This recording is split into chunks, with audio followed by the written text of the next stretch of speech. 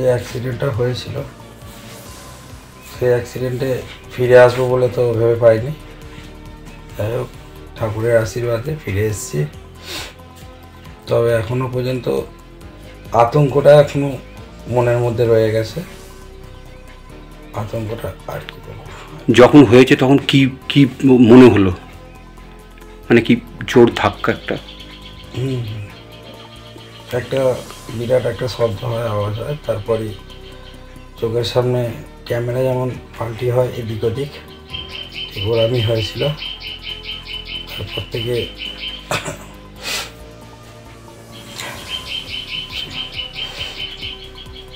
কজনকে আপনি উদ্ধার করেছেন বললেন? 5 জনকে। তাদের কি উদ্ধার করে বাইরে বার করেছিলেন? হ্যাঁ, 5 জনকে বার করেছিলাম। তার মধ্যে সৌনক সাহা ছিল, মায়ের ওকে নামিয়েছিলাম। একটা ফলতার ছেলে ছিল, তার নাম কি মিজামুল না মিসামুল নাম, তাকে একজন, বাদ বাকি একজন মহিলাকে, একটা আর 2 জনকে ঠিক মুখটা দেখিনি সেই মুহূর্তে, বলতে পারবো না, তবে 2 জনই ছেলে ছিলেন। প্রথম মানে আমার এক বন্ধু ছিল আমার সাথে, তন্ময় ঘোষ বলে, সে বুঝতে পারে প্রথম যে ট্রেনটা কোনো কিছু ক্ষতি দিতে যাচ্ছে। সে তখন বলে যে ভাই ট্রেনটায় কোনো দুর্ঘটনা ঘটতে পারে, দিয়ে আমাকে তখন সে সচেতন করে দেয়। দিয়ে তারপরে একটা আওয়াজ হয়, মানে ট্রেনটা একটা ঝাঁকুনি দিয়ে ওঠে, দিয়ে আমরা মনে করি যে ট্রেনটা চালু হয়ে গেছে আবার, তাহলে কোনো অসুবিধা নেই। দিয়ে কিছুটা যাওয়ার পর আবার ট্রেনটা দেখা যায় ট্র্যাক থেকে নেমে যাওয়ার পর আর একটা ধাক্কায় দিয়ে আমাদের মানে যে বগিটা ছিল সেইটায় আঘাত হয়, সেটার ফলে আমাদের ক্ষতিটা বেশি। যখন ঘটনাটা ঘটে তখন আপনি বুঝতে পেরেছেন যে অ্যাক্সিডেন্ট হলো?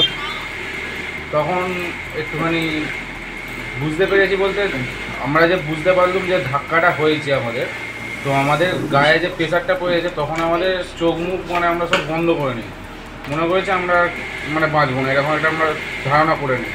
কিন্তু তারপরে যখন চোখ খুলে দেখি ট্রেনটা যে বগিটা সেটা ভেঙে গেছে, ভেঙে যাওয়ার কারণে আমরা বেরিয়েছি সেখান থেকে। এই যে দুর্ঘটনা, এই দুর্ঘটনা কি এখনো কি ভয়? ভয় তো আছে, ভয় অবশ্যই আছে। আর এই যে ট্রেন দুর্ঘটনা হচ্ছে, আপনারা ভাবতে পেরেছেন যে বেঁচে ফিরবেন কিনা? তো ভাবতে তো পারি, যখন মানে দেখি যে হ্যাঁ আমরা সবাই ঠিক আছে, আমরা যে 2 জন ছিল আমাদের বন্ধুদের মধ্যে সেরা 2 জন ঠিক আছে, তারপরেও যে আমার যে বন্ধু তার পায়ে হালকা ক্ষতিগ্রস্ত হয়, তারপরেও সে যে মানুষের উপকার করেছে সেইটা দেখে আমি খুব খুশি হই। যে আমি এই অবস্থাতে আমার তো এই হাতটা ভেঙে যায় সঙ্গে সঙ্গে, সেই হাতটা ভেঙে যাওয়ার কারণেই আমি এক সাইডে এসে বসে পড়ি। তো তারপরে একটা গাড়ি আসে পিছন দিক থেকে, তখন একটা চেঁচামেচি হয়। তারপরে আমি যখন মানে নিচে আসতে যাই তখন আবার আমার ডান পায়ে চোট লাগে, যে কারণে আমি আর চলতে পারি।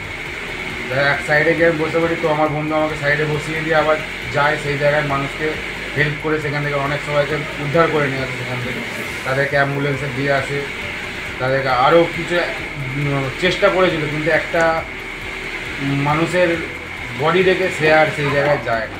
যে কাঞ্চনজঙ্ঘা অ্যারেস্ট হয়েছিল গত সোমবার, সেই দিনেই খবর পেয়ে আমাদের মাননীয় মুখ্যমন্ত্রী মমতা বন্দ্যোপাধ্যায় সেখানে চলে গেছেন এবং সবার সাথে সেখানে দেখা করেছিলেন। আমি সেখান থেকে জানতে পারলাম যে ধনেখালির 2 জন, সৌনক সাহা আর তন্ময় ঘোষ, এরা 2 জনও ওই কাঞ্চনজঙ্ঘায় তারাও যাত্রী ছিলেন এবং তারাও অ্যাক্সিডেন্টে ইনজিওর হসপিটালে ভর্তি।